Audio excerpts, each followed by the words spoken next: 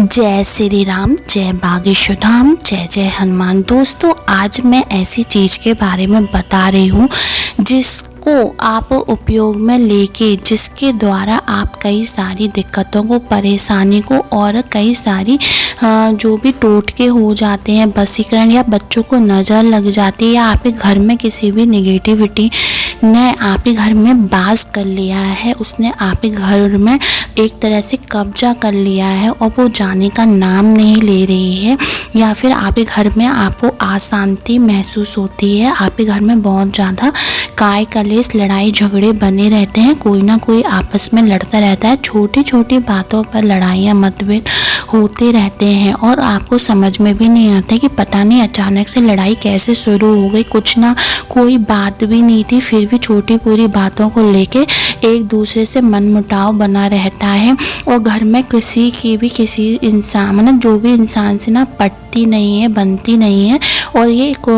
कई बार अचानक से भी ये चीज़ें होना शुरू हो जाती है। आपके घर में कुछ ना कुछ संकट बना रहता है, जैसे दुर्घटना वगैरह या फिर दुख, बीमारी, कोई ना कोई बीमार बना रहता है, एक के बाद एक बीमार हो जाता है। यदि कोई एक ठीक हुआ तो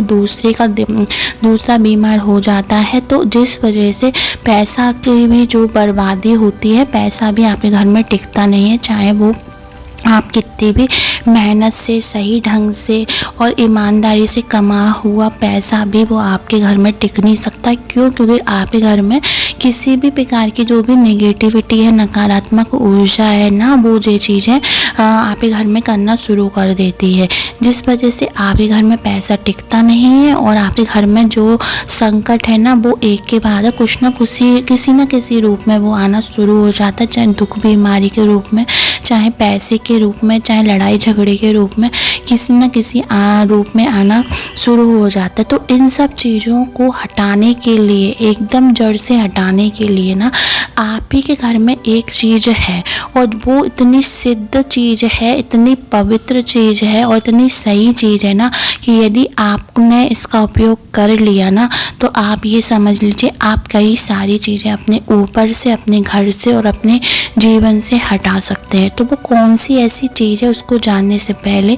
यदि चैनल पर पहली बार आए हैं तो सब्सक्राइब कर दीजिए, जिससे आपको ऐसी रोचक भरी, ज्ञान भरी जानकारियाँ हमारे चैनल पर मिलती रहेंगी। दोस्तों, आप अपने घर में, आपके घर में मंदिर ज़रूर होगा, उस मंदिर में आप सुबह शाम पूजा पाठ के समय दीपक ज़रूर मिलकाते होंगे। तो दीपक मिलकाते समय आप जिस भी भगवान में आस्था रखते हैं और सभी भगवान की आप आरती करते हैं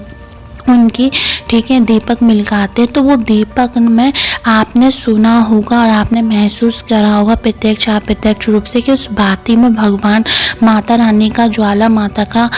वो वास होता है, माता का वास होता है, भगवान का वास होता है, आपके पूर्व जन्म का वास होता है, ठीक है। बहुत ही ज़्यादा सिद्ध हो जाता है वो दीपक में जो बाती लगी रहती है, बहुत ही ज़्यादा सिद्ध हो जाती है क्योंकि उसमें भगवान का वास होता है। इसलिए कहते हैं कि दीपक की जो बाती में कई बार फूल, गुलाब, है ना, फूल दिखता है, ओम बना दिखता है, माता की आंखें दिखती है, माता का स्वरूप या किसी भी इष्ट का स्वरूप दिखाई देता है। तो वो बहुत ही ज़्यादा सिद्ध है, पवित्र है और उससे किसी भी प्रकार की जो भी चीज़ें हैं ना, वो हटाई जा सकती हैं। कैसे? आप जो भी बातें हैं दीपक मिलकाने के बाद जब वो शांत हो जाता है, तो उस बाती को कभी भी फेंके नहीं, उस बाती को आप इधर उधर नहीं फेंके, ना ही कुछ उसका ना कई लोग तो ऐसे ही फेंक देते हैं इधर उधर, या फिर ना सिराने के लिए, विसर्जन के लिए रख देते हैं। पर आप उन बातियों को इकट्ठा करके एक डिब्बे में 8-10 दिन की, उसका क्या करें, उसको एक कपूर के संग उन बातियों को सबको जला दे और 2 लौंगे डाल के, और वो 2 लौंगे जब डालेंगे तो किलीम बोलते हुए डाल दे, ठीक है। किलीम माता काली माता का बीज मंत्र डाल दे। उसके बाद जब वो राख से बन जाएगी तो उस राख को एक डिब्बे में बंद करके रख दें। जब भी आप अपने घर में पोंछा लगाते हैं शनिवार के दिन, उस राख को डाल दे। राख को डालने के बाद उस पानी की बाल्टी में उससे पोंछा लगाएं। ऐसा करने से आपके घर में कहीं